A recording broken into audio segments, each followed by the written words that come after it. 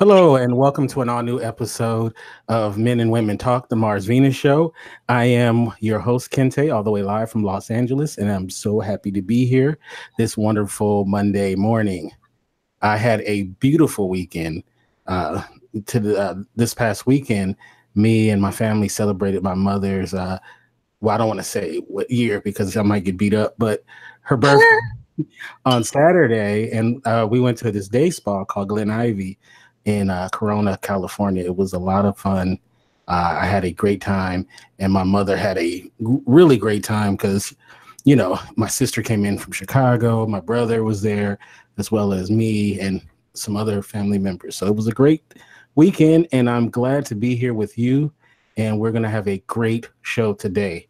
But today is also a special day because we're going to introduce my brand new co-host who was a guest a couple of shows ago on our Black and Nerdy Part 2 episode, and she has agreed to come on as my co-host. It's the one and only Shannon Ford Jefferson. How you doing? Hi, I'm good. Good. Thank you for having me. Now, I'm ready.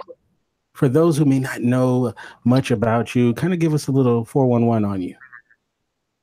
Oh, I'm weird. I'm eccentric. I live in the Florida Keys. I'm from Omaha, Nebraska. Yes, there are Black people there that I'm not related to. Don't judge. I write poetry. I work in domestic violence and human trafficking. I believe courting is not dead in 2018, and reading is my favorite pastime. All right, all right. So I'm so glad that you're here, and you're a writer as well, and I you've am a writer. you've written some books. Can you kind of give us a little bit of insight into your writing career? I am a poet, a published author. I have authored 5 poetry books, working on my 6th currently. My first book, I would start there if anybody's interested. It's entitled Naked. 2008 is when it came out. You can find all of them on Amazon.com, and I write about everything. I mean, there's no topic that's off limits. All right. Well, I am so glad that you are here, and I'm looking forward to hearing more about you as the show's go on, and hearing your contributions to it. All right, all right. All right. So joining us, she is actually on the phone because she is in North Carolina. She's a podcaster in her own right.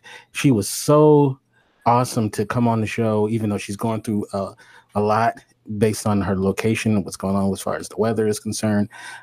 Thank you. Welcome first time to the show, Miss Coco. How you doing? Hey, I'm doing great. I'm doing great. Yes. So tell us a little bit about yourself as well as your program. Okay, well, I'm a radio announcer and I'm also a writer as well. And I'm a Kiva teacher empowerment leader for women. I help women to basically grow into who they are. And I'm a board member on several different organizations concerning music, and I'm an A&R as well. So, and I'm a grandmother. I have to throw that in there because that's one of my podcasts. Well, thank you for coming on the show, and I'm looking forward to hearing your thoughts on this topic tonight. All right. All right. So joining us as well, this young lady I was fortunate enough to meet on the now defunct platform called Blab. She was one of the coolest people there, and I've wanted so much to get her on the show, and I'm so glad that she agreed and that we have her tonight. It's life coach Leah. How you doing? Hi, Kente. You are also one of my favorites on that platform. I miss that platform. That was a great connecting, collaborating platform right there. I love it. But I love what you're doing here. Still discussing the hot topics. That's what's up. And all you had to do was ever ask me, and I was here. So much love and respect for you always. Thank you. You're a sweetheart of a person. Now, tell us a little bit about what you do for those who may not know.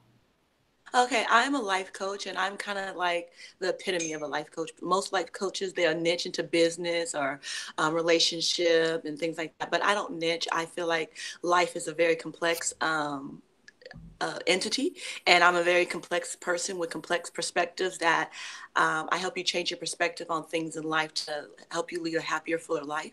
I also consult entrepreneurs on marketing themselves on platforms with little or no budget on these free platforms out here. So what I do is I go learn them, and then I come teach you how to do it without a marketing budget for yourselves. Oh, wow. Okay. So if anybody wanted to connect with you, what's the best way to do so? Oh, definitely. Give me a call on my number, 818-319-3313. My email is leahthelifecoach@gmail.com. And my website is leahthelifecoach.com. All right. And we're going to bring it up one more time, too, at the end of the show as well. Thank you. I appreciate that. All right. So also joining us, this guy I've known for quite a long time. He's a podcaster, or he was a podcaster in his own right. He's a singer, comedian. This brother does it all. It's the one and only Ray Ray. How you doing, man? Hey, what's happening, Calvin? What's going on with you? Man, I'm out here doing my thing, man.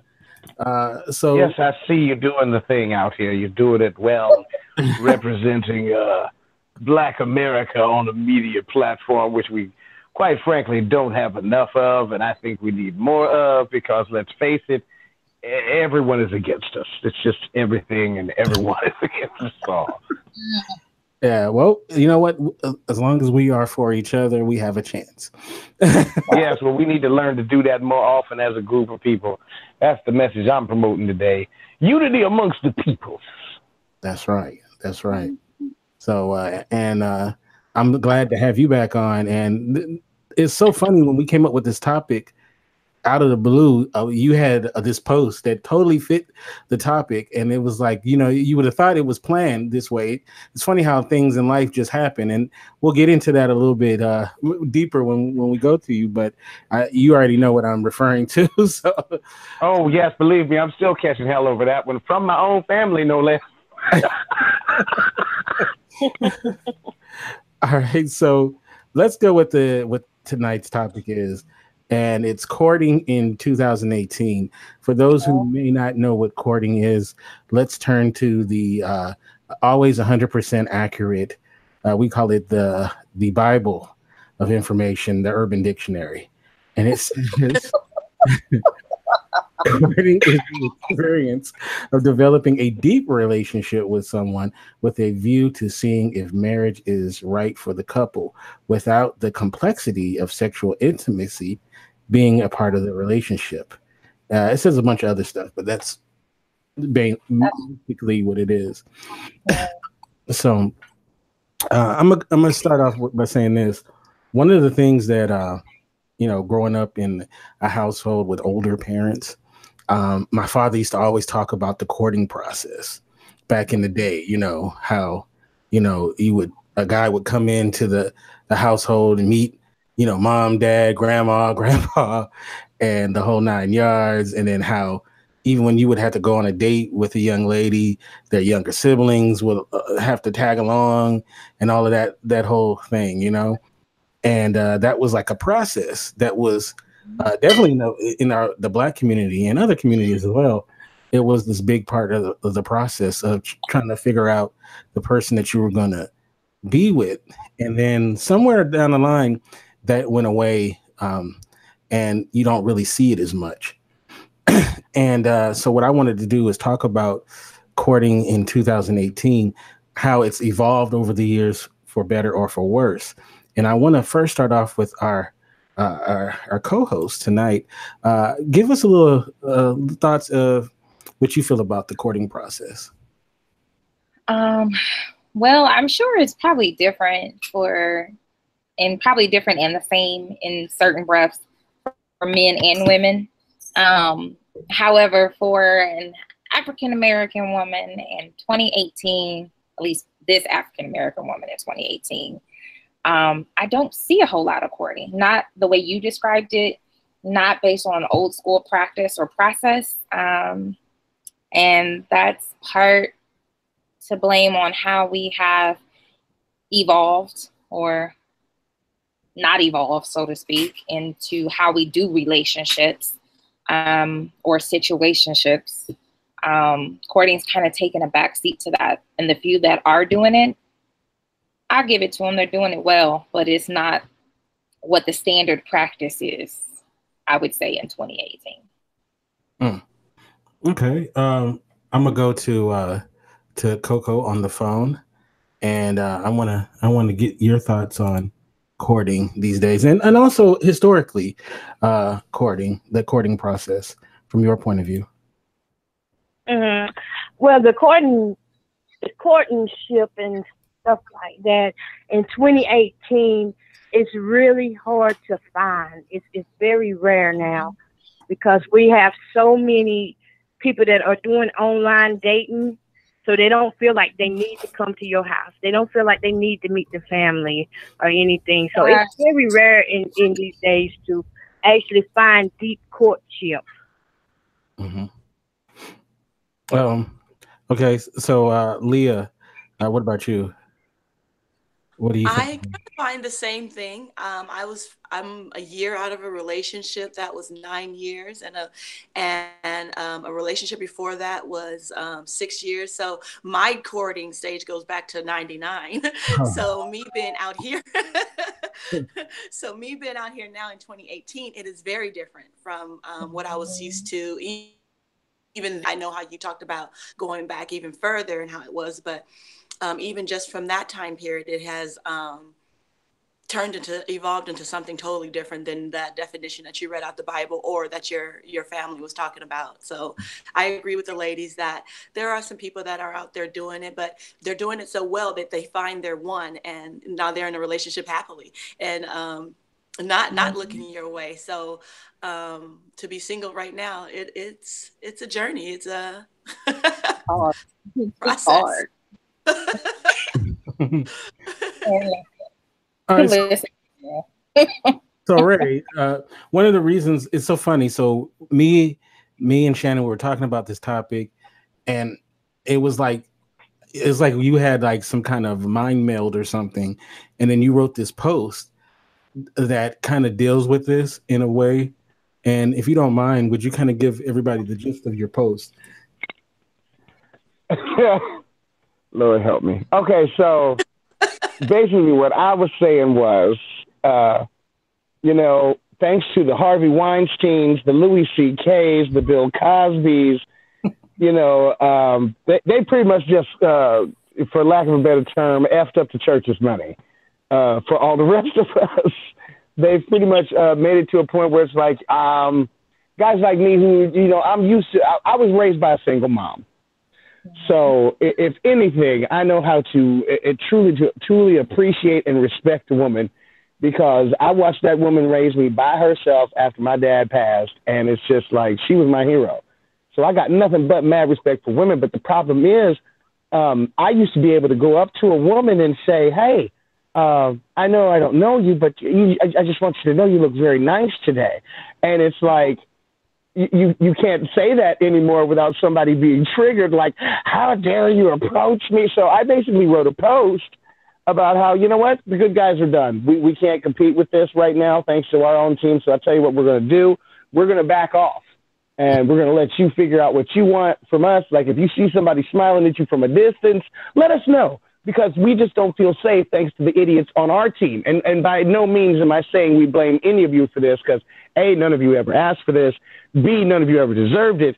And C, we're going to go ahead and handle shit on our end, because the guys that are doing this are making the rest of us look bad. So we all have a lot of work to do on our end as far as the fellas go. We're just kind of backing off. That was basically what my whole post was about, was just like, we're just going to back off and let you make the move if you want to, because I mean, I've actually had that happen recently where a lady asked me out, and I was beyond flattered, and I said yes. So let's just leave it at that. All right. It's so funny though that you said that. Like, I know one of the things that me and Shannon had talked about was the approach, right? And now your take is that it's after the approach where everything falls apart. So yeah, the follow up and the follow through. Talk about that. Well, I find that most times men don't have a problem saying, "Hey, what's your name? Are you single? Can I get your number?" It's what happens after that. Do we continue to engage this almost dance of sort? Do we get to know each other better? And if we decide we're going to get to know each other better, then what? What's next? It's some kind of game that I'm just not really interested in playing, because those that say they want to play the game don't really want to play the game. Like, they don't really want to get to know you better. It's like, now that I've introduced myself and piqued your interest, I'm gonna just leave you hanging or be subpar or mediocre. And I don't know about nobody else, but this one don't do mediocre. So if you gonna bat, I'm gonna need you to come with it. I need a home run. I need you to do your little victory dance at the end, because we need to win it. Like, I'm not about that. I'm too old to be playing games. Like, I tell people all the time, I ain't even mad. My biological clock ain't ticking. I took the batteries out and hung that clock up. So that's not my struggle. Jesus. But I'm a little about this thing. We need to agree to be in this together. If we're not going to do this, then don't approach me. Don't waste my breath. Don't waste my time, because I'm sure not going to waste yours. That's just disrespectful. Do that with somebody. Matter of fact, do that with yourself. Talk to yourself, because you're serious about me. I just want people to know, if you are watching on YouTube, please make sure that your voices are heard. Talk in the chat room, and we will acknowledge you. If you have any questions or anything, I'm monitoring it, so I will relay it to the panel. All right, so all right then. That. Sorry, y'all. Look, we can talk about this all night. That's so funny. You said you took the batteries out. I don't know. Okay, so the follow through, right? It sucks. It sucks in 2018. Okay, so what do you think that's about then? Because I can't say that's a part of me. So, but I know that there's guys that do that. So, what do you think that's all about? The lack of follow through. It might be a whole bunch of things, Kente and panelists. I think when it all boils down to it, the way we have advanced in technology and relationships, and I say advanced very loosely and with sarcasm, because we have replaced genuine, authentic relationships with LOLs and emojis, and just like that's conversation and like that's authentication, and it's not. And we say, oh, I met a new friend and I have somebody that I'm interested in. Well, all y'all been doing is sending emojis for the last 10 years. How is that a relationship? What are y'all actually talking about? Nothing, pretty much. So I think there's a whole bunch of things that play into why the follow through and the follow up suck right now. I think part of it is boundaries and standards and expectations. Now, let me pause in that word itself. I don't think anyone should have too many high expectations for people in the very beginning, because you should be neutral on all things and just getting to know someone better, because that's how you determine if they're worth moving past getting to know to getting to go somewhere with. But you should have expectations for yourself. How long am I going to get to know somebody before I move on? Or what does that look like if we say, hey, this is the journey we're going to take together? And then how long are we going to do this thing? Are we going to evolve? Because courting is supposed to be essentially leading to marriage. It's a whole bunch of people running around here lying, saying they courting people, and they're not doing that. They taking them somewhere, but it ain't to the church house to get married. It's to the bedroom so they can get their boots knocked. And I'm not knocking nobody who that's their thing. If that's what you want, make that plain and give me the opportunity to decide if that's what I want.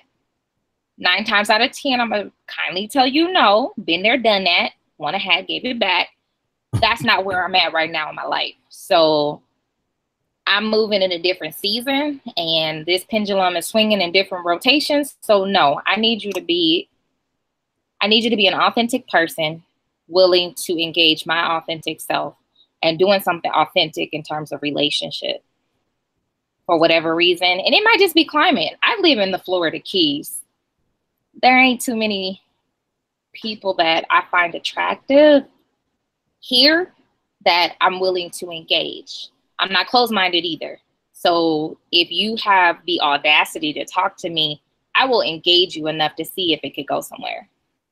Dang, she said audacity. Yeah, The audacity of hope. The audacity of hope. Coco, let me ask you this question.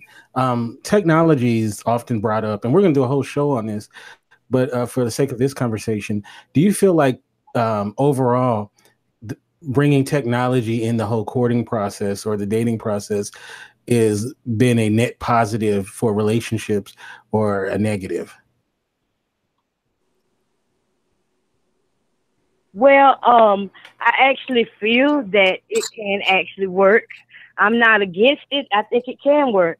I think when it comes down to courting in 2018, you have to really look at yourself before you can start looking at whoever else you're trying to talk to. And we have to realize that in 2018, we got a lot more things going on in this world. We have our men that are out here now. A lot of these men are mentally ill and don't even realize it, whether it's from small depression or full out depressive mania, you know. And you don't know this until they get with you. And what happens is whenever you get these guys who approach you, it's easy for them to approach because in that moment they're feeling good about themselves and their self-esteem is up there. But once they come to follow up, it's hard for them to follow up once that self-esteem drops back down. And I think with technology, it makes it easier for that man with low self-esteem and low worth to get on there and basically fool a person into believing that they are well and that they're capable of having a relationship and that they're capable of committing, but fully they're not. And so technology can work as a pro and it can be a con. That's very well said. So essentially, Shannon, is when they had that audacity to to approach you. I'm using your words, the audacity. Hey, nothing wrong with it. Own it. That's so what she's saying is that, you know, they had their high self-esteem, and then maybe it was, do you think that possibly it was something in the exchange that made them, you know, double take from your end, possibly? Yeah. Possibly. I mean, I ain't gonna speak for any man. I didn't do a poll before this, so by chance, if you listening to this, throw us just a rod and let me know why you didn't follow through. Actually, I did a poll. I contacted the guys that you shunned. And poll for me? yeah. The last 15. Oh, well, bless you. They're all seeking help right now. They're mentally scarred. And I mean, and you know what Ray said, you know, the nice guys are taking the fall or the blame for what those other men have done. And I give a plea and a petition, so to speak, to all of the nice people, so to speak. You should never, ever walk into a season or a relationship of getting to know somebody and make them suffer for what somebody else has done, whether it's directly to you or indirectly to us as a group. You have to take somebody at face value for what they are bringing to the table. You have your set of standards, you have your expectations. And sometimes it's as simple as, you know, when it comes to a nice guy or a nice girl, people don't necessarily like the package that they're placed in. They're like, oh, that's not what I was expecting. I mean, sometimes you got to check yourself. You know, you're single because you do X, Y, and Z, you know, or your expectations is out of whack. Like, there's nothing wrong with having standards, nothing wrong with having expectations for what you're seeking for a life mate. But don't set them so outrageously ignorant that only Jesus and the 11 disciples can fit it. That's ludicrous. And I did say the 11 because don't nobody want Judas. So Well, some of them, they should be setting their sights for Judas. That's where. I mean, some of them end up with Judas or are Judas themselves, if we're gonna be honest. Right. So, okay, so Leah, let's talk about, okay, someone had the audacity to approach you and ask you out. So, what would you like to see as the next step into getting to know Leah better? Come on, Leah, preach about it. This show's gonna be worth a lot because guys are gonna be watching this show with pen and paper. So, so break it down. What would you like to see? Okay, he met you. He got your intention. What is it that you like to see going forward? How do you like to see it evolve? I like a lot of communication. I like a lot of honesty and forwardness. I find that there's a lot of holding back with guys. And I think in my case, I find that I want to say that they're scared or cowardly, but I think most of the time they are in multiple relationships or in light relationships. And then they're just kind of feeling out what's going on over here. First and foremost, I would just ask if you do approach me, anyone, when she said the audacity to approach me, I understood what she meant, but how I say it is if anyone comes to me, I'm going to give you my energy and my attention, because if you think I'm worthy of coming at me so much just to communicate with me and create a relationship with me, I want to honor you in that way too. And we can calibrate that relationship to where it goes, whether it stays at a romantic level or goes into business or associates or friends. And I'm big on calibrating all relationships. So I would ask that first, if you come to me and request my attention, that you actually really want it and you have space for that attention. I find that most of the time they don't have the space. We lost Leah. Sorry about that. I got a call. Am I back? Okay. All right. Yeah. Okay. So I find that at first I would like for you to have room for that attention that you're requesting from me, and be ready to really engage and calibrate to whatever it is, and be open to where it can go. Because if you have this and this expectation that you are coming to me only to do a romantic relationship, you are blocking out and ruling out any other relationship that we could calibrate to. And if we're in each other's vicinity, we have something to offer each other. We are all gifts to each other, so we should give of each other often. So it behooves us to explore that relationship, whether it goes romantically or to something else. I want to real quick give a quick shout out to Janie, who's in the chat room, who will be on the show a couple of episodes from now. And also we have Pat Murray, Patricia Murray, who was on this last episode, I believe. So stereotype episode. So I see there's more people in the chat. They haven't made themselves known. So please, let us know that you're here so we can give you a shout out. That's really interesting, what you were saying there, Leah. I want to go back to Ray, being one of the representatives of the men tonight. Now, you've heard what these ladies have said, and what's your take on what they're saying? My take on this panel this evening is simply this. I don't know how you pulled this off, but you managed to find not one, but 3 unicorns. Because no other women that I have encountered, at least in Kansas City, feel like this.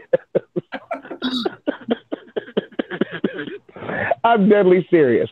I really wish it would be nice to be able to approach a woman and actually get that kind of consideration. No, that does not happen here. As a matter of fact, a few of my friends and I sat around one night and we had a discussion about the women of Kansas City and how they all seem to have some various forms of Stockholm syndrome here.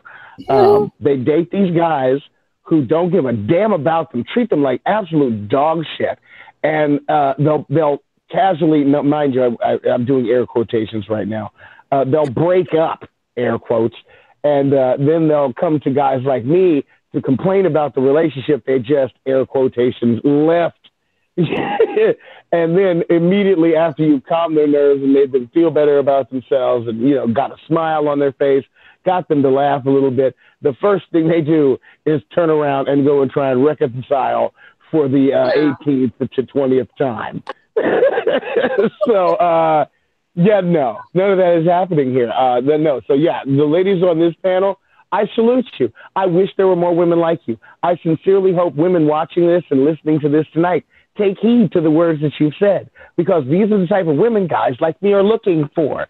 These are the things that we want. It's like, okay, look, I'm 47 years old. Technically, I absolutely have no business being in the dating scene. Absolutely none. And so it's different because of the technology now. It's like I won't even. You know what? I have the apps on my phone. I've tried pretty much all of them, and for somebody over the age of 30, it's absolute garbage. It is 100% trash. I don't know why they even make these. It's like I don't even know. Sadly, I'm waiting on octogenarian.com because that's probably going to be the only way you're going to meet anybody now. I'm serious. It's so ridiculous that technology is like, you guys have already made this point. It is all emojis and not even full words anymore. You know, it used to be able to call somebody up like, hey, what are you doing? Now it's like they'll send you a text, WYD, as if to say, writing out, what are you doing, which is technically 4 words and a question mark, would be simpler, but, you know, more personal. Don't send me WYD because I'm going to send you back something completely ridiculous. It's just, you know, I'm just not into it anymore. It's just, I can't even anymore. So it's like you ladies have said, it's like, I've taken to focusing on myself right now. I've completely 100% just thrown myself fully into work. All I did was take a break to do this show. Once I'm off the air with you guys, I'm back in the streets again because that's what I do now. I focus on me. I got things I got to get done. And if there is time in between to meet somebody and mix and mingle, I will. But right now, I got a plan in motion. And that's another reason why I said what I said. It's like, look, ladies, I'm sorry that the assholes of the world have ruined it for you. And it's not just, this isn't new. This has been going on. And I've seen it growing up my whole life. And I have to tell you, as a man raised by a single mom, anytime I see a guy approach a female with some of the most callous and just raunchy lines like, hey, girl, what that mouth do, and stuff like that, I'm sorry, it cringe. It's a cringe factor for me. I could never see myself approaching a lady so disrespectfully and being able to look my mother in the eyes and say, hey, Mom, look what I did. So, again, I apologize for that, and that is the reason why I made the post that I made on my page, because it's just, I don't even know how it got to this point to where it's just now finally coming out, because it's been going on forever. Yeah. And it should never happen in the first place. My mom was a single mom, like I said. And so the whole equality thing for women, believe me, I'm a direct result of the suffering underneath that. If my mom could have made the same amount of money as a male teacher made back in the day, we'd have probably been more all right than we were, but my mama made it happen. And therefore that just gives me all the more respect for her as a woman. And therefore why I respect women so much today. So I don't know what else to tell you other than I'm really sorry. I don't know how this happened. Thank you. That was beautiful, Ray Ray. Shout out to Karima Ali, who's in the chat room. And shout out to Mars Venus for keeping Ray Ray out of the streets tonight. So yes. Streetwalker. That's his side hustle, streetwalker. Hey, streetwalker. You know I'm a delivery guy for Uber Eats. Don't even play. Make it sound like I'm out there still at 6 years old shaking my ass for loose change. All right, so I'm going to go back to Coco on the phone. Coco, so you've heard both Ray Ray and the ladies on the panel, and we've talked about how technology affects the game as well as people's their past hurts and whatnot. As a person who I'm assume you've been through it in the dating range and all of that stuff, what is some advice you would give to a young man who's trying to court a young lady these days? What are some things that you would the wisdom that you would impart to them? Okay, I would tell the young men out here don't be in a hurry. Take time to know yourself. Get you some good spiritual counseling, because I do think that's very important when it comes down to our confidence. Because sometimes we can have confidence in ourselves, and when we fail, you know, that's just it. We fall down and we don't try to get back up, and we hurt everybody else that comes behind that. So I would say, get yourself together first. And when you're trying to date a woman, a young woman or older woman, because you know we got cougars out here too. When you're trying to date, make sure that you're dating with courting. Make sure that you're courting with intentions of good with that person. You know, you got to have your mindset right. That's what I'm trying to get at. Just make sure that your mindset is right before you try to go into any relationship. And I will say this part too. It's hard for our men to approach women who are so independent. And that runs them away. And so they may be able to come to you at first, but then once you start talking, it may turn them around. So I'm not saying that women can't be themselves. I'm just saying women have to let men do what they need to do in order to get to their level too. So I would just tell them basically, you know, get yourself together before you go courting or dating. You know, I find one interesting thing that you said, Shannon, is about the game. And we've all talked about the game, right? There's many things that, you know, has been said over the years of what you're supposed to do. Like you meet a girl, you're not supposed to call her for a couple of days, you know, that kind of thing. Or, you know, like there's a lot of things that is said that, you know, you're supposed to do, not supposed to do. It's what you said, the game to a certain degree, unfortunately. And, you know, games are played, right? People get played. So I want to go to you, Shannon. Are there any, what do you feel about the game? I mean, you've kind of talked about it, you know, alluded to it, but it is a game, and it is something that, you know, that people are not always, you know, people don't always tell the truth. People make them blow themselves up. People say what they think you want to hear. People, you know, are on their best behavior, of course. You know, they don't fart at the dinner table until like the fifth date. Then it's like, you know, you know, it's all real. So what do you think about the game? I don't subscribe to the game because I'm always going to present my authentic self, because I don't want you to be disappointed later down the road. Oh, I didn't know she did that. Oh, I didn't know she act like that. Listen, let's just keep it real. Women fart too. So, hey, I keep Lysol, not hot sauce in my bag. I keep Lysol in my bag. It's just real out there in these streets.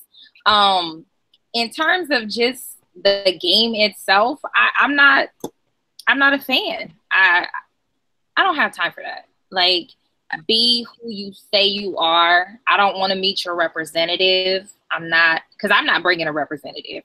You are meeting Shannon Ford Jefferson, the brat, the independent, interdependent, however you would like to look at that. Someone who gives with her whole heart, who has no problem being all in, who sometimes is stuck in her ways, but not to the point of not being able to receive feedback or constructive criticism. Because I think there's evolution and growth in who we are as people. And you can do that with somebody, as Leah said, in any type of relationship. You just have to be open to it. I think we have gotten away from vulnerability. People don't want to be vulnerable. People don't want to risk, you know, the greater sense of themselves to another person for fear of rejection, which is why the game is played in the first place. Whoever the hell you want to be on social media. So people come with these ideas and these mirages and these fantasies of who they are. And behind a computer, you don't really get to know unless you book flights or get in a car and plan trips to actually meet them and sit down and break bread and have conversations over time, because you need to see them over time. You don't just decide, hey, this is who this is in a moment. You see it over time. We're not doing that. Technology, just conversation. We have dummied it down to a point where people aren't really coming to the conversation to really have conversations. the intentions are not always pure. The people are not always real. And don't get me wrong, I have met some dope, outstanding, intelligent, intellectually stimulating men.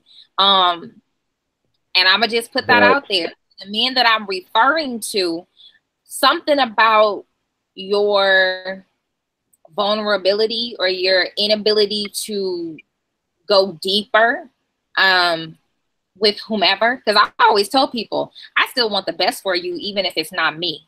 I'm not asking to be everybody's everything. I'm asking for you to be your best self, because I'm going to be vulnerable with you regardless of what the relation looks like for you and I. I'm going to be open and transparent with you. I want to share in your joy and your pleasure as well as your pain. I think that art of relationship that we've lost, because it is an art, you know, we got to get back to that. And specifically speaking to Black men and Black women, because I'm supportive of Black love. I mean, that's just where I'm at. I think that we have lost some of that, that light and that function to just sit at the table and have a conversation. I'm not your competition. I'm not your enemy. I don't need to, you know, gloat that I can do it without you. I'm happy that you're willing to stand alongside me and do this thing called life. But let's be real about what this thing is that we're doing in the first place. I'm not here to play games. Leave that to the kids. We grown folk. Let's be about grown folk business. Interesting. All right. What about you, Leah? What do you think about the game? I have a sneaking suspicion that you're not down with the game, are you? Oh, I'm not down with the game at all. The game is so lame, mixed up, because everybody has different versions of games. You sit down to play Uno, they got their own version of the game and the rules. You sit down to play spades, you know, money bags, you know, you never know what rules people are playing by when they're playing games. But when you can just step into the reality of the situation and the relationship, that will plant a seed of growth between you and that person. And I don't think people are honoring the relationships between everybody that's in their vicinity. If you're gonna have a relationship with anybody, it should be at the most productive and efficient level that it could be at. And game playing is not gonna get you there. I believe in very organic and authentic reactions. If you wanna call, like Ray, I'm very forward. I will go up and ask a gentleman out and let him know that I'm interested real quick. I think I remember being 17 years old, I had these business cards that said, America's sweetheart. If you have this card and you're interested in the person that gave it to you, go ahead and give me a call. And I was 17 years old. So I've been bold since day one. I go for what I want. And that was last year. Yeah, I'm very bold. People always know what I want. People always know what I expect. People always know what I think. And I think that calibration is important, because it's hard to read each other. Even with communication, it's hard because words mean different things. I could say one thing and they'll take it one way and another way. So it takes that calibrating of two people to come together and really get to the real definition of what they are saying. The clarity of what they really want from the person, because like Shannon had said earlier, sometimes you can find something in someone, but you don't like the package that is delivered in. And that's okay, because you deserve what you want in the whole totality of it. But communicate that. I had a partner that used to say, like, two people together, they forget to tell each other when things change. And I think that that's like so huge, to be honest and communicate right there in the moment when things are happening, because that's when you can get that honest, raw conversation and calibration of where it's just supposed to be. I mean, because if you got something that's not sitting right with you, you need to say that so that you can get that corrected, or at least make the choice of whether or not you're going to continue on as it's going and accept it for what it is, or make a decision and another move somewhere else. So I don't play any games. I'm very straightforward. I'm very upfront. And about vulnerability, people are so scared to be hurt and rejected. I was rejected and hurt at 3 years old, and it's been continuing every day, and I'm still here. I still have my confidence. I'm still that one that you should get to know.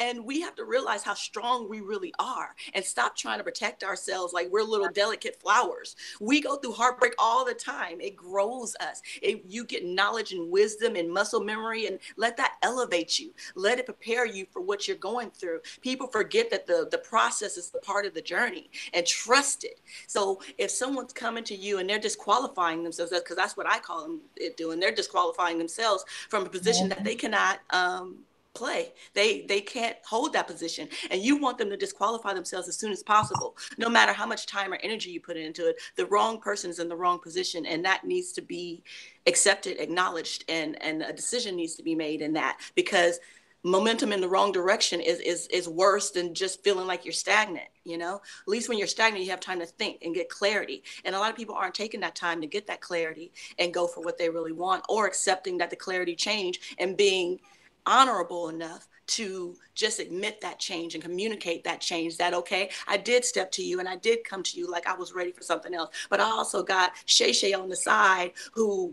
gets my attention every now and then. I felt like, I'm gonna tell you, I'm gonna be honest and real with you guys and vulnerable with you guys. I felt like I was talking to somebody for a long time at one period of time, and something happened. I felt like I just wanted to go for it. So I just let them know, like, I'm ready for this to move in another direction. They told me that they had a girlfriend. And then I was like, oh, that makes sense. That's why it was that surface level and you weren't taking it to the other level. I thought that they were just kind of taking their time, trying to figure it out. But most of the time they just have a girlfriend, and I think that should just be communicated. So after I put myself out there, they were with it, 100% with it, even with their girlfriend. Then they announced that they had the girlfriend and asked me, was I with it? First and foremost, I would never want to make another woman feel less than or put her down by doing something like that in her unity with that man. And if I thought that man was good enough for me to be talking to, I would never want to take him down and put him at a level to which he is not accustomed to, or that I hadn't seen him in the first place. So to indulge in that would do both of those things. So I was not with it. And actually my response to him was, in actuality, I'm not down with that. But if you want to tell her and get another girl and us date all on the even playing field, I'm actually down with that, because at least everybody knows what's going on. And isn't that what we're doing already?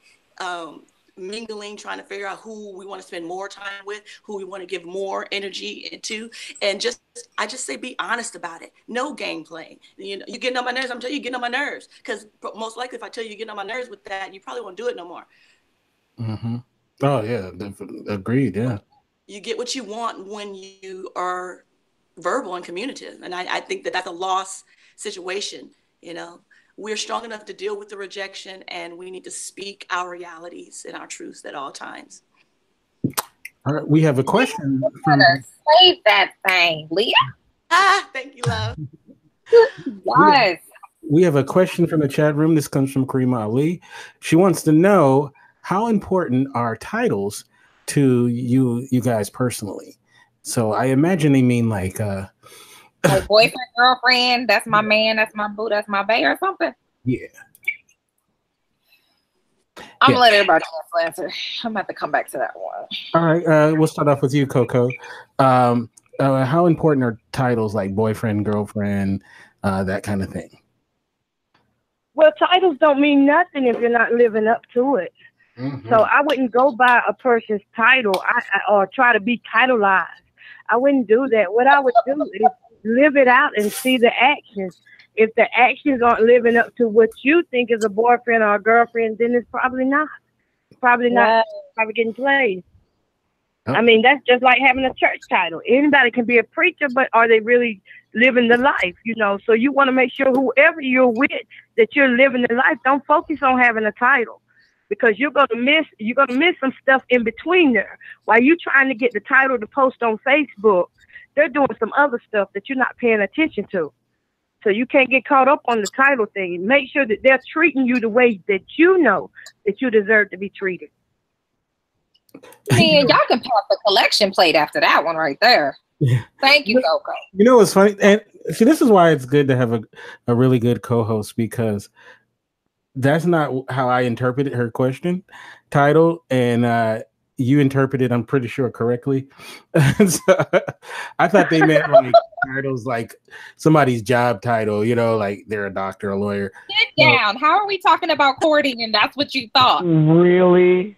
How did you go there? Maybe like there? You only date a doctor, or you that's what I mean, like that. Like that's what, okay, I can kind of see that was where you came from. We can talk about that too. There's not a problem. We can make this an open-ended question instead of just a either or. Like we can do that too.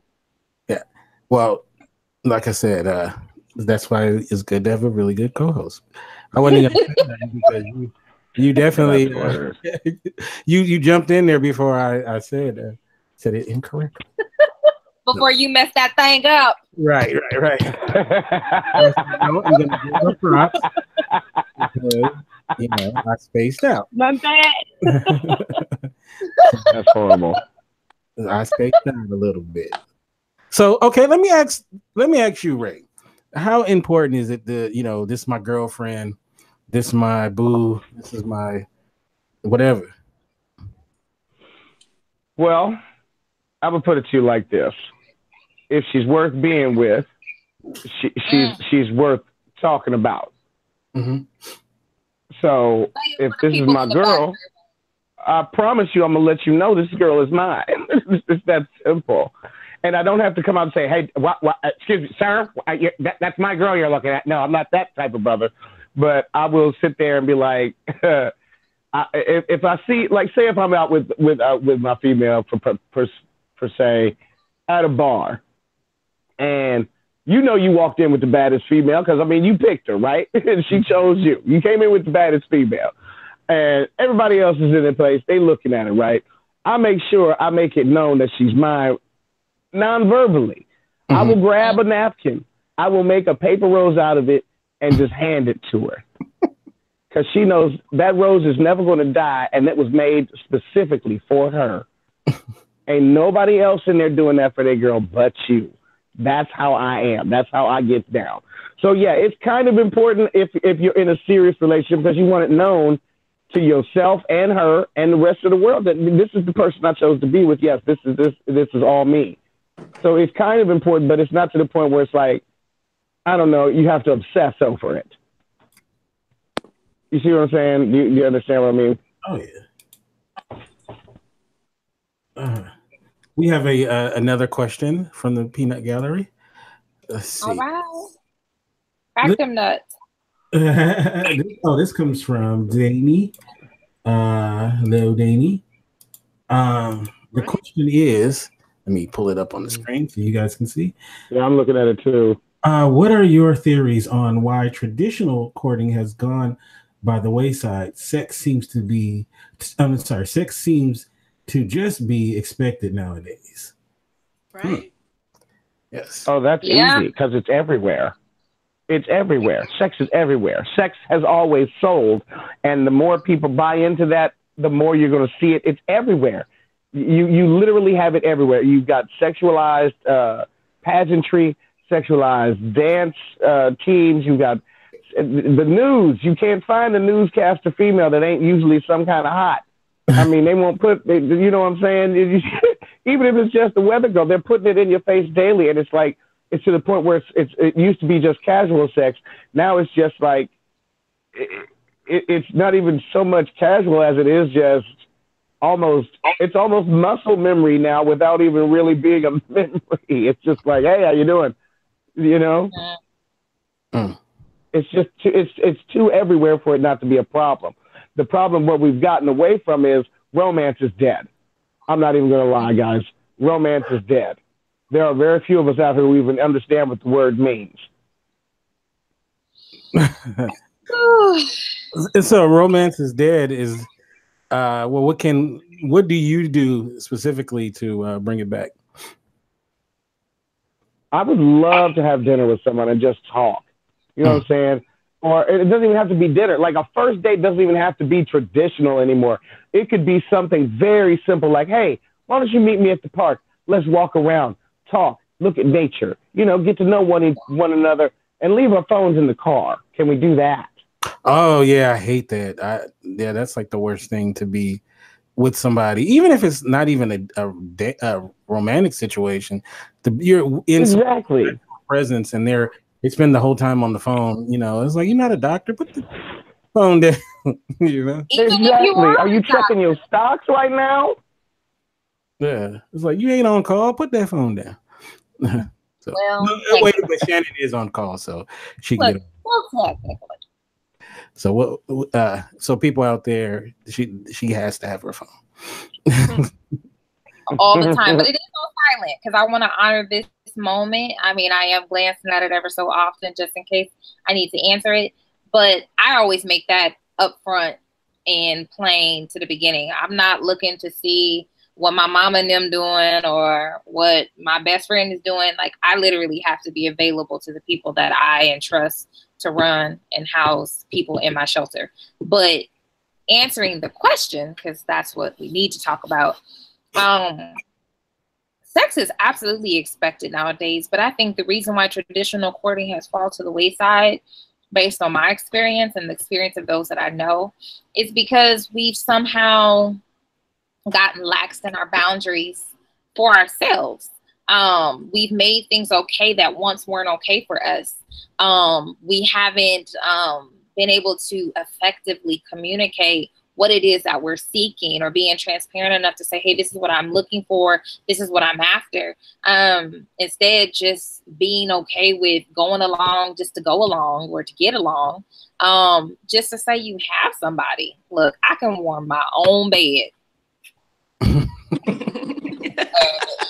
You know what rabbit hole I'm about to go down for. I can warm my own bed, and I can do some things to myself that I don't need you for. I'm not here for that. I'm here to have a relationship, grow something with a person. Now, if we get there when we need to get there, great. But that's not what I'm initially after. I want to know you better. I want to become a understudy to your heart. I want to be able to meditate and linger longer in your soul so we can journey somewhere past what's on the surface. People not about that life right now. People don't want to do that. That takes too much work. See, not everybody's bed has the one mechanism, so they need. I mean, I'm just saying, I can warm it myself. We're not one percenters with the warming mechanism.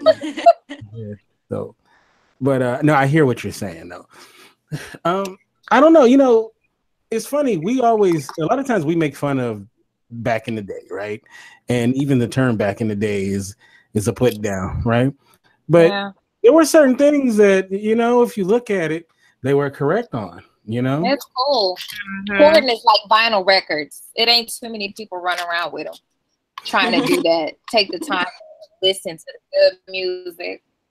But you know one thing that a part of the courting process that I think really affected the way that men treated women is, I think a lot of men need to understand that the woman they're involved with, there's people that have their back. And a lot of times when you get involved with a woman, you're just involved with her.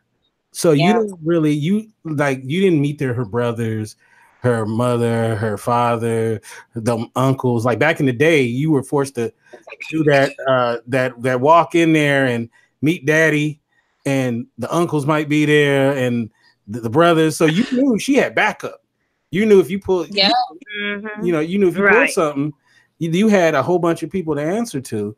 And I think a lot of women, they may have that backup, but because it's not the same way, you never really, we need to see that stuff visually sometime to put us in check a little bit. You know what I mean? And, if you ain't, I know you got 6 brothers, but I ain't never seen them, like it's something about seeing them 6 brothers. All right. They're going to be the honorary pallbearers if you act up. Okay. Right. And some guys need that, for their own, for their own act right.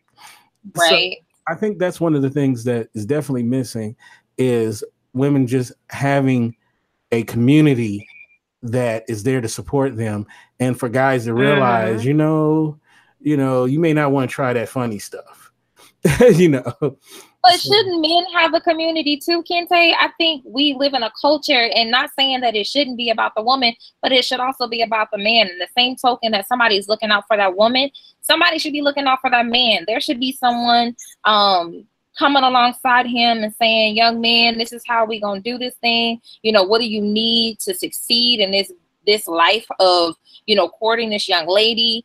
How can I not hold you accountable, or, just honor the system that you're trying to develop with this person? Because they need to grow based on who they are around as well. It's not just the circle that the woman keeps. I mean, I need to see his circle. I need to know who he's hanging around. I need to know where he's getting his wisdom, what's deposited into his life. Because yeah, you're looking for me, you're observing me, you're checking for me, you see the fruit in me, but aren't I supposed to be doing the same thing in terms of what I see in you and observing you? And you know, because you can hang with scum buckets, and I'm like, why do I want that in my life? You know, I don't need you to be talking about the scum buckets I hang out with. They're good scum buckets, okay? I mean, I bet they not, but okay. Like, all right. You know, wait, here goes. Karima Ali says, I went on a date at an amusement park Labor Day weekend. It was the most fun I ever had on a date. Oh, that is awesome. Yay, Karima! Yeah. Girl, you know, Right. Yes. I think it's a bad idea to go on a date on an amusement park. Absolutely. Step outside the norm. Do something you wouldn't normally do. Absolutely. Terrible, because I hate amusement parks. But yeah, but they got funnel cake and turkey legs and stuff. We ain't got to go there for the rides. I'm there for the food. But no, if she had a good time, that's a good thing. So that's pretty cool. I don't know. You know, it's like, what is your expectations? I think a lot of times too, and you know, we're gonna wrap it up pretty soon. But expectations is a big thing because, you know, when a man and woman goes on a date, he has his expectations of what he's expecting, and you know, a lot of times we can kind of imagine what those expectations are, and she may have different expectations that don't center around what his are. So you're already going into it on different pages, and then somehow they have to mesh together, and that doesn't always happen. So I don't know. I can say that the vast majority of women that I've dated that you know, I ended up dating, I don't know that when I first met them, my thing was like, oh man, I can't wait to date her or something like that. It just kind of happens, you know. It's just, you just kind of fall into it, right? And I imagine that. I mean, in a lot of ways, that's the same for a woman, but I don't know. I think they tend to be more plotting. Would you agree? Leah, you got a statement? Because look, somebody better take the floor on this one because I don't agree with that. I don't agree with you. My understanding is that you're saying women are plotting for the man that they want, so they have. No, I didn't say that. That's funny. No. That's what I thought I heard. You on your own on that one, homie. No. What I'm saying is that I think men and women's expectations generally are not the same. So somehow it ends up, sometimes the good relationships, they end up coming together, you know, and sometimes they don't. But why are y'all not having a conversation? That's where it starts. What are you looking for? You do have that conversation, but if your mind is not even there in that realm, then how are you going to have the conversation? I mean, but that could be ownership, just saying, I'm not currently looking for anything. I'm looking for a quick lay. That could be one person's interpretation of what they're looking for. And the other person could be like, I'm looking for a wife. Clearly, y'all shouldn't be doing nothing with each other because y'all both looking for two separate things. That's what I'm saying. In terms of relationship. But the honest reflection of that conversation is some people hear what they want to hear. He said he wasn't looking for no relationship, and she was like, well, I'm gonna have his last name in about 2 years, so we just gonna do this thing. She living in Fantasy Island, and he trying to keep it 100% real with her. And that's interchangeable. That could be the woman saying she wanted this way, and a guy saying, oh yeah, that's gonna be my baby mama. It's like sometimes we hear what we want to hear because we've already seen a person with our eyes and our flesh, and we've already made them our extra, you know, this, that, or the other. Instead of taking them at face value and saying this is what they're after, watching that play out. Because like Ms. Coco said, you can say and do a whole bunch of things, but if they're not congruent, if they're not growing together, what you're saying and what you're doing being the same thing, it's just a whole bunch of pretty words. This is what you want, but that's not actually what you're living out. So I need to observe these things. If this is what you say you want, I need to see it for myself. And if I decide at any point that that's not what I want, as Leah said, being able to have that conversation when it changes, it's okay to walk away. We're not married to each other. I mean, at the end of the day, I don't owe you anything. And when I am with you, it's just to enjoy the time. Now, if we grow past that together or apart, let's make this thing beautiful in the interim.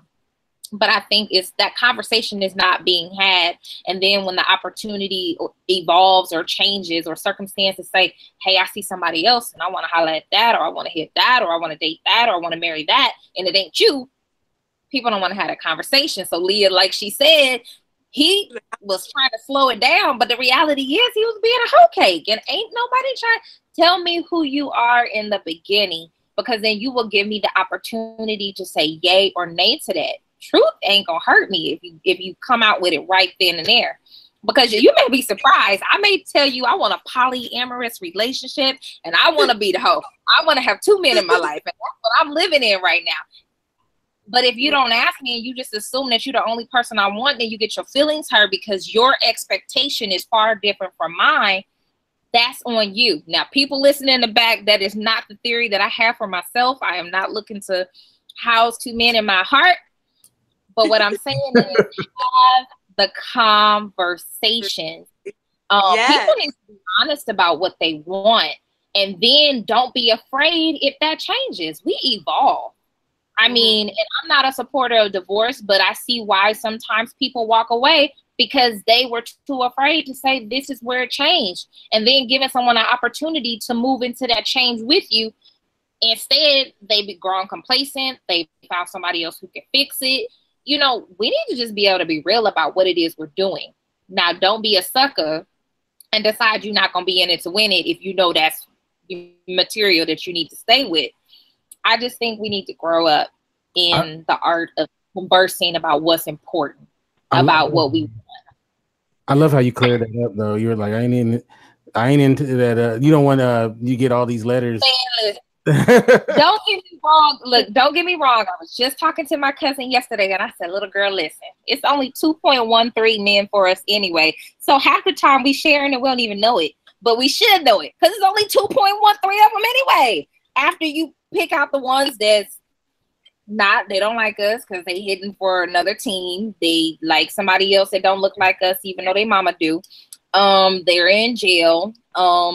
They like people who are underage, yada, yada, yada. When you get past the ones that's good and already married or good in a relationship and good in what's left, it's like 2.13 of them. So Kente and Ray, y'all what's left. So oh, thank you. It's 3 of us, so somebody got to share, right? Well, you know, isn't a woman selfish if she keeps her man to herself? Shouldn't she, you know, put him out? You better be glad we are across state. I'm like, what is wrong? First, wait a minute. Did you just suggest that a woman should pimp her man out if he's a good man? Is that what you mean? Yeah, that's selfish. Why do you want to be selfish? Them qualities, we would be rich. Why do you want to be selfish? There's other, you know. That's not selfish. Oh my God. That's not selfish. What is it like? What is it? 12-1 overall? Women to men. But it becomes it becomes a double standard because you laughing about us pimping y'all out, but in the same token, what good man in his right mind want to have his wife or his woman or whomever sold out to everybody else, and then he bring her back home? No. It's because the numbers. It's not because you want to. You know, it's the numbers. It's the numbers game. If it were flipped, I'm not. Well, it don't even matter because we are in the state that we are now. I don't share my lip gloss. I don't share my underwear. I don't share my straw. I don't share my men. Them is no goes. I'm sorry. A very smart philosopher said sharing is caring. That's all I'm going to say. It is. Oh my God. I'll share this large pizza with you, but I'm not sharing my man with you. I already share him in other capacities. I share him with his job. If he has children, if he love and care about him, I share him with the community, and that's a gracious and share him with the community. But what I'm not gonna do is share him with some other woman or man in their bed in a relationship. That kind of breaks. Well, I just have to put that out there because we live in a world where there are still people who are not authentic about their sexuality, identity in terms of what they choose to attract and what they're attracted to. Let me know that too. If you like women and men, we can go shopping together, but you will not get to date me. I'm just gonna put that out there. Like, sorry, not what I do. Hilarious. All right, I'm gonna.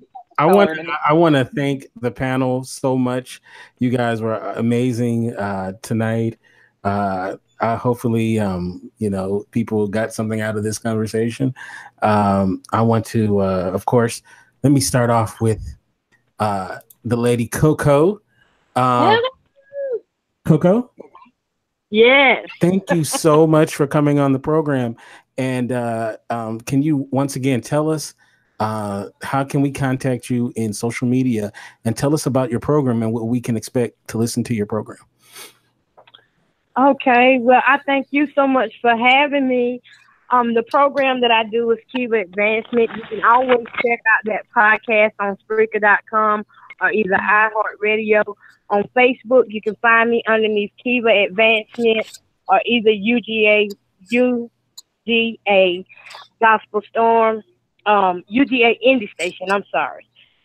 And just hit me up anytime. If you have any questions, if there's something you're trying to do, I'm usually always willing to do whatever I can to help people grow. Yeah. And I want to once again we need to give a round of applause for Coco, because right now not only is she, as well as her neighbors and her friends, are going through a tough time down there in North Carolina, and she was so sweet enough to be a part of this program. And I want to personally thank you. And if you need anything from myself, if it's in my power, you got me. And I don't want to speak for everybody else on the panel, but we're a community, and we always like to help. So yeah, thank you so much, Coco. Thank you so much. It was just a blessing being on here. I tell people all the time, it's just good to talk among people, whether you know them or not. Just get out there, have a good life, have a good time.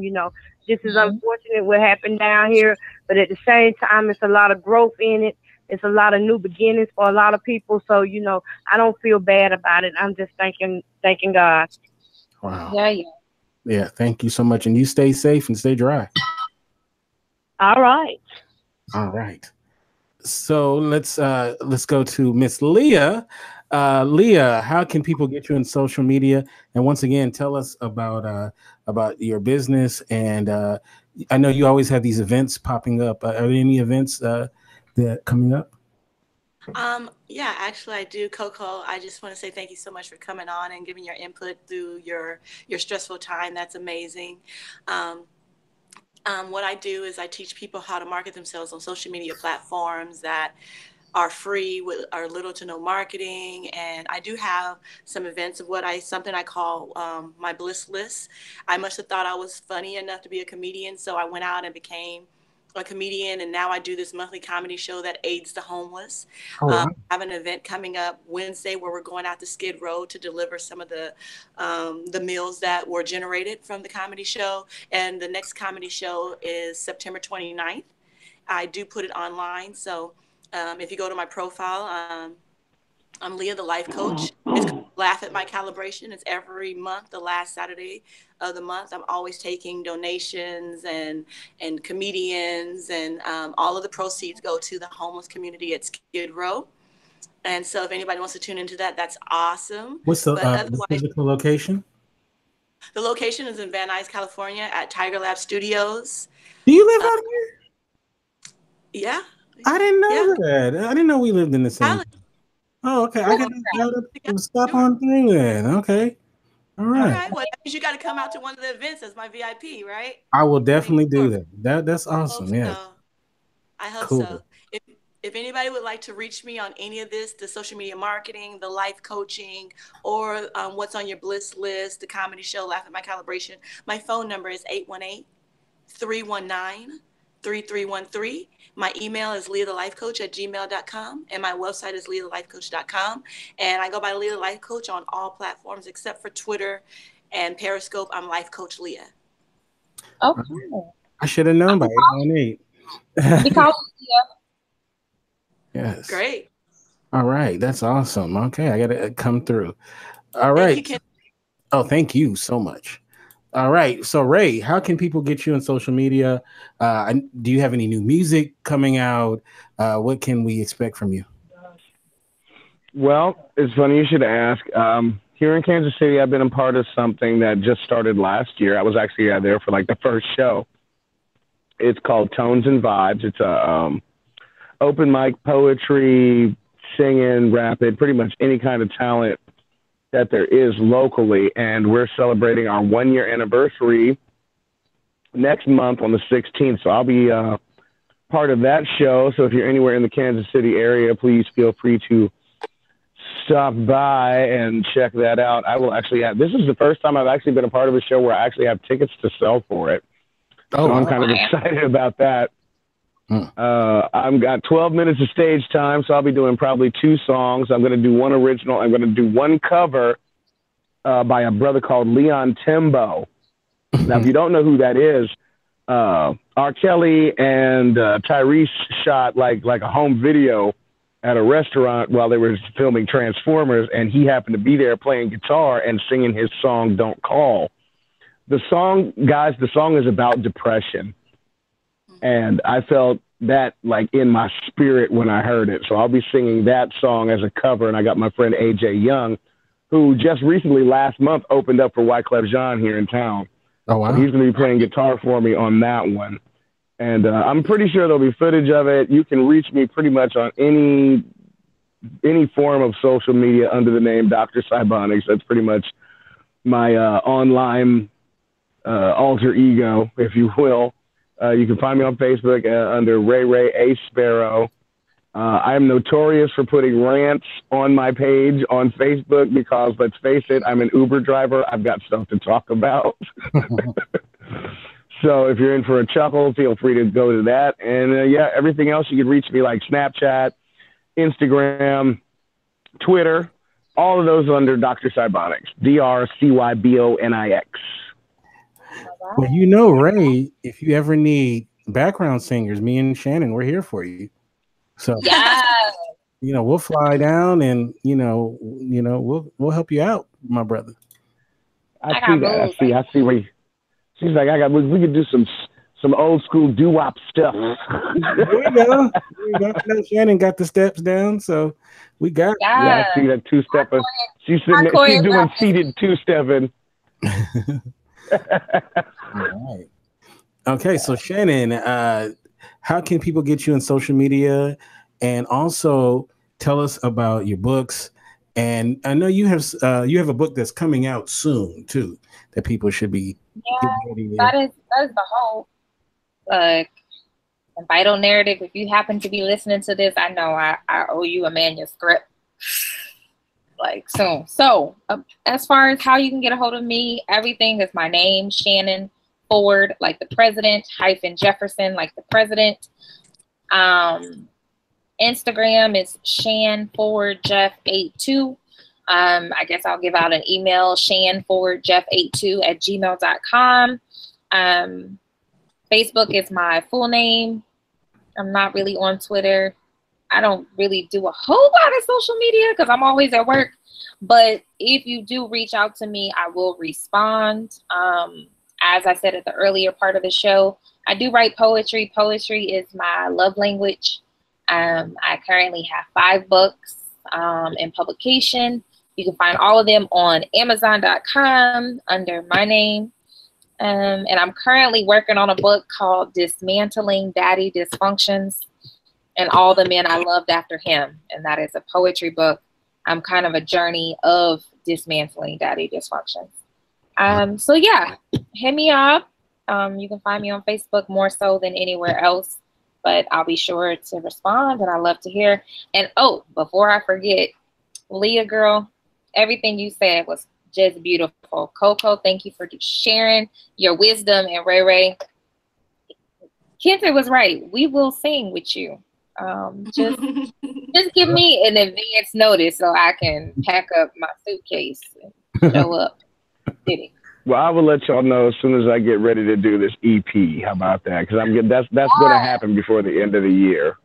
All right. I'm excited. Now, for those who are in the chat room, the first one who puts the answer 4 + 1, go ahead and put it in the chat room. 4 plus. Can I do 4 + 1 equal. Look, can I do it? Look. In the chat room, put the answer. The first one up is the winner. That was not hard. Like 4 + 1. Danny is the winner. I think we should do Shannon's name on social media. Shannon or Jefferson. So Shannon, where did Danny how win? How do you find Shannon and her books on Amazon? Shannon or Jefferson. I'm gonna look for all of them. So much. What did she win? The way you did today, and everybody else. Okay. Well, I mean, I guess if I'm giving out gifts today, I guess I should show her what she won. She can win this first book of mine. It's probably a little. It's got a blur. This is the first book I wrote, Naked. This is my baby. This is my first love, my first child. It's kind of about 50 poems about everything. I have a lot to say. And actually, it's 60 poems. So you are the winner of that book. I hope it has something in there for you that you feel inspired by, that starts a conversation with other people. I write basically to start conversations. That's what we need to do more of. We need to have conversations. Yes, I agree. So I will get her information and I will get the book from you and get it out to her. And I love how your book is not naked, it's naked. Yeah. You want to get naked with me? I love it. You've won the right to get naked with, or naked with Shannon. So I know you're excited about it. And that's what's wrong today with society and courting in the year 2018. And the meaning that I refer to is more so a bearing of one's soul. Right. That's not.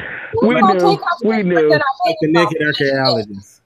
Right. It was just too easy to pass up. So, Kente, tell us how we can find you on social media and how we can link up with you in California. Sure. You can get me at Kente F on Twitter. You go to our website, which is indyradio.org. That's indyradio.org. And we'll be back next week, Monday. We're going to release the topic this week, and with the all new episode. Looking forward to that. Once again, thank you so much for everybody for being a part of the show. And thank you so much, panel. And of course, Shannon. It was great. This first episode, and I'm looking forward to many more. Can we do a part 2 of this? Sure, definitely. Oh yeah, we need same panel, same. I actually have a lot I need to say, so I would be. See, that's why I said a part 2 is necessary. Like you wouldn't even expect it to come from me. We can do part 2. All right, I'm looking forward to that. And we need to add some topics in there. Like, can we talk about can we talk about BDSM or no? Yes, we need to talk about all that, but I would suggest, can we get at least one other brother on the panel, because we're a little outnumbered. Absolutely. You stood up, Ray. You did that. Finn couldn't make the show. We're calling all individual men who would like to sign up for the program. You need to get with Kente Ferguson on that, and then we'll check your resume and see how. Yeah. Good. All right. We'll catch you next time. Peace. Bye, everybody. Peace out, everyone. That was awesome.